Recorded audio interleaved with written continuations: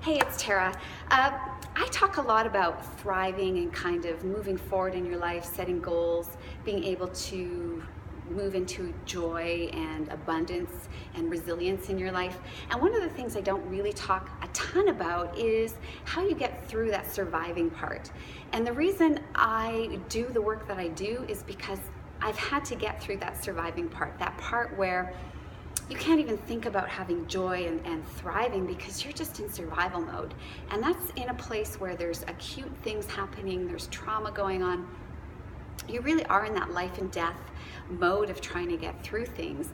And it's impossible to set plans and do goal setting and do all these self-improvement programs when you're in that place. So I wanted to talk a little bit about that today because there's really one thing that is the secret to how I survived the things that have happened in my life. And it comes down to one point. It's not a list of 3 or 5 strategies. One thing that I did in the beginning that I continue to do every day, and that's what keeps me healthy and strong and vibrant and moving forward. And so if I backtrack a little bit, I can share my story with you. And it is this story of triumph, and it's no secret. It's in my ebook, it's written out there. But I had this childhood where I was really sick. I had asthma and allergies and a whole bunch. I would catch everything. I was in the hospital constantly. I had multiple surgeries. So I already came into adulthood with a full cup where I had lots of medical trauma in my system. I went on to university, got my bachelor's degree, started working. I had fibromyalgia and migraines and a whole bunch of different things at that time, a lot of health problems, irritable bowel syndrome. Nobody really knew why, and of course doctors just kind of throw pills at you to try and help you through it, and nothing really helped, but carried on with my life. Met somebody, married, moved, had babies.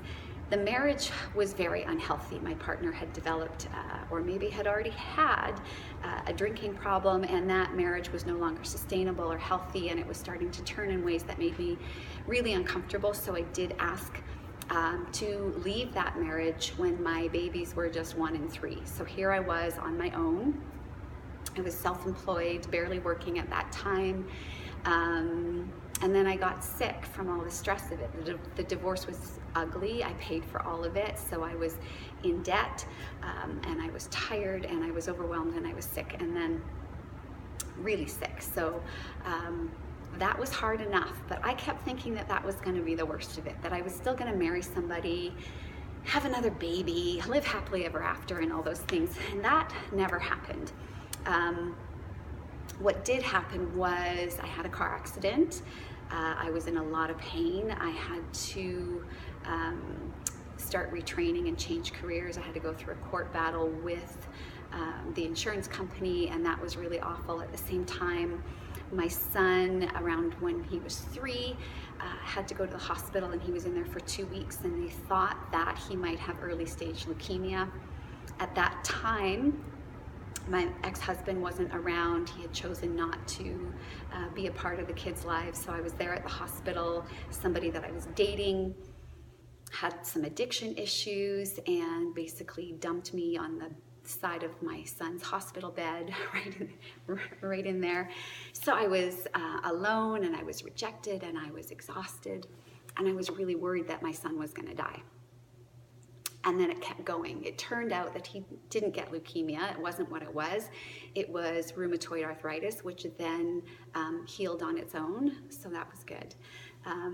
Then there was another car accident. Then there was an MRSA infection. That was this life-threatening, really scary, resistant infection that happened. Then there was double pneumonia at the same time over Christmas. So I was 95 pounds. I was broke. I was sick. And then more things happened. So then my ex committed suicide and left me with about $80,000 of his debt on the mortgage he had just signed over, no child support, no life insurance, no mortgage insurance, and no hope that he would ever come around and be a dad. And then I did find a best friend that I thought that maybe I would be with in my life. And 4 years after my ex-husband passed away, less than 4 years, he was killed in a motorcycle accident. So there was a lot of loss and there was a lot of stress, and there was a lot of sickness. In the midst of that, my daughter had some major upset and anger issues for about 6 years after her dad passed away. And I remained a single parent and a sole provider this entire time. I remember being at the food bank with them so that we could eat. I remember asking my church for help so that we could pay bills. I remember just feeling like it couldn't get any worse, like it was so hopeless. I had panic attacks in the grocery store. I was full of despair. I had moments thinking, one more breath and I could go over to that point of no return in my mind. It was hard. It was really hard. And I didn't know how I was going to make it through, but somehow I was able to hold on. I had doctors and professionals trying to throw antidepressants and pills and whatnot at me, and I refused because I really felt like I'm going to get through this time and I'm going to get through it intact. I want to feel everything now so I don't have to feel it later, and I don't want to be numb for anybody. I also knew and didn't feel like I had the luxury of wallowing or being a victim or allowing myself to be some crippled unit, because I had these 2 little kids looking at me to be a hero. So my one solution, the one thing that I did that has caused me to be a survivor and a superhero in my own life, is that I made a choice. So the one thing is you make the choice. I chose to survive. I chose to find an SRT, self-regulation therapist, to help my nervous system heal from this trauma, all of it, all of the traumas. And that's then the turning point of when I became trained. I went back and got my master's degree. I became an advanced level SRT therapist so I could help other people do the same, because it was revolutionary in healing my nervous system. In the midst of that, it healed all of my psychosomatic illnesses. I no longer had fibromyalgia. I no longer had IBS. I no longer had asthma. I had this immune system that functioned and worked for what felt like the first time ever. It helped my kids get through things, and it helped me get through things, and it took me to a place where I could not just be stable and survive, but where I could actually move into a place of thriving and success and joy. But I had to do this work first, and what that included was a daily choice. To be resourceful and find the best resources in alternative healing and nervous system work, in neuroscience. I saturated myself in knowledge, and I did the work, and it was never easy. And I still had days where I fell apart all the time. And every day I would get to the end of one day and I would pick myself up and do it again the next day. And I did this for years. All of this happened in a short 6-year window. It was one thing after another, one tragedy, one horror. I felt alone, I felt rejected, and I felt despair. And in the midst of that, I came back to myself and I chose to move through those emotions and to get stronger. I chose a different life for myself because I refused to allow myself the luxury of wallowing. I also looked at these little kids looking at me to be their hero and chose to be the hero, which means that I am and I have to be the picture of determination and perseverance and honesty and transparency in this is how we get through tough shit in life.